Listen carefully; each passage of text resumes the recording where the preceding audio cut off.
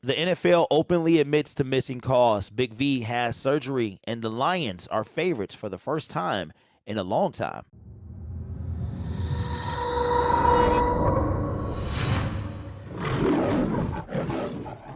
Hello, everyone. My name is Derek, and welcome to Detroit Lions Syndicate. If you are new to this channel, we talk all things about the Detroit Lions, and we make videos almost every day. We also have live stream Detroit Lions watch parties and post-game shows, so consider subscribing if that's your type of thing. That notification bell after you subscribe is to get these videos in your notification feed. The Detroit Lions had a tough time with Jalen Hurts, and we knew that mobile quarterbacks were going to be a problem this coming season. The Detroit Lions just do not have the personnel to contain such a quarterback.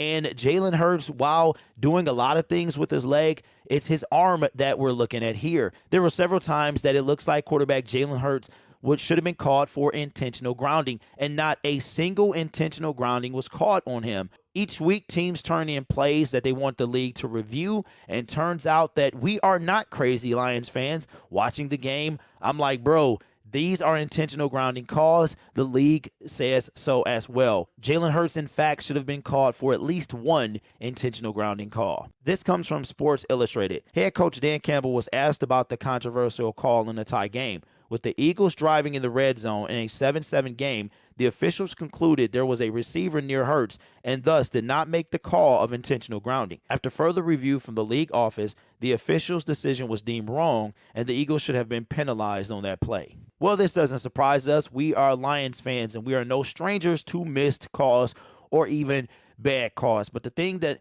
we've been talking about, and I'm sure Dan Campbell is talking about as well, you cannot leave it up to the refs. They're human. They're going to miss calls. They're going to get calls wrong. And you cannot challenge whether a play was intentional grounding or not. So we have to take care of business. Did that play matter? Absolutely. Could have pushed him back, maybe held him 2-3 points, or got some type of turnover. But it's other plays as well, other things that the Lions need to clean up in order to win the game. I'll take you back to last year, 4th down and 19. I had to laugh even saying it. 4th down and 19, you got Lamar Jackson, and you let him convert, which led to the Justin Tucker field goal. Now, should a delay of game should have been called? Absolutely. But before that, it was a 4th and 19 that in no way should that have been converted, even by Lamar Jackson. So the Detroit Lions got to clean up what they can clean up, control what they control, and do better. That's how you take it out of the referee's hands. So a missed call and a letter for apology, that's it.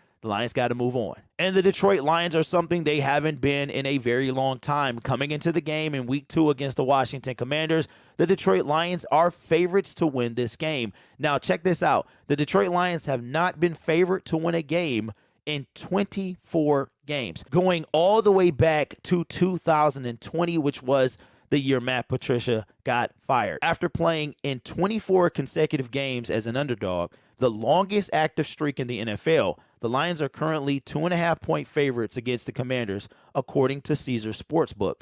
The Lions streak is the team's longest in the Super Bowl era. The last time Detroit was favored was November 22nd, 2020, when it was a 1-point favorite on the road against quarterback P.J. Walker and the Carolina Panthers. The Lions went on to lose 20-0. The New York Giants hold the second longest active streak as an underdog at 15 straight games. They are currently 2.5-point favorites for Sunday's game against the Panthers, according to Caesars Sportsbook.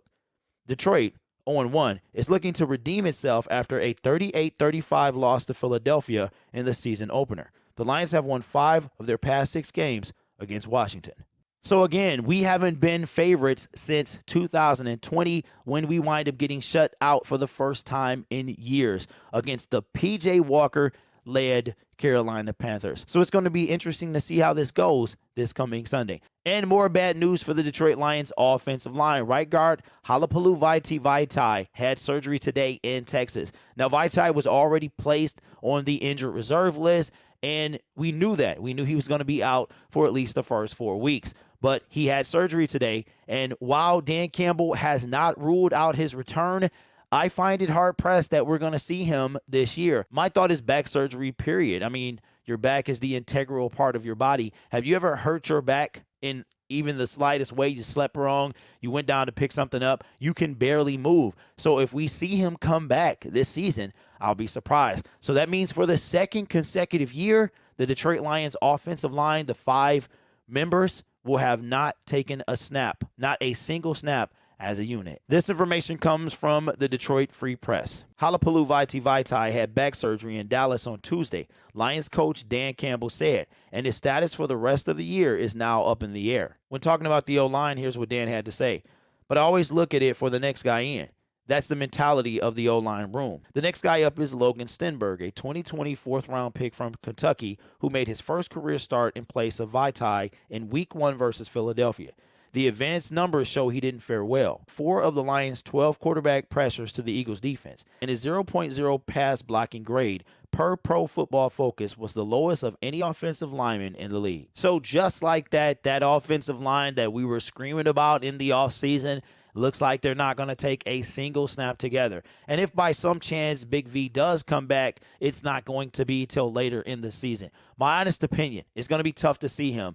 This guy has to take on grown 300-pound men rushing at him with all their strength. And if he can come back, I will be surprised. But that's just me and my non-professional opinion. I know nothing about the injury and the extent of the surgery, but just putting it out there, I'll be surprised if we see him back. But in this day and age, we could very well see him back. Now, as far as Logan Stenberg, he's going to have to be better. He was getting worked on Sunday. He had 2 consecutive false starts, and it was just a rough day all around. So hopefully he can settle down because it looks like he's going to be the man to replace Big V until he's able to return, if he's able to do so. So let me know in the comments below. How do you feel that the NFL said, hey, we missed a call? The Detroit Lions being favored for the first time in almost 2 seasons and Big V being out. Do you think that he's going to return?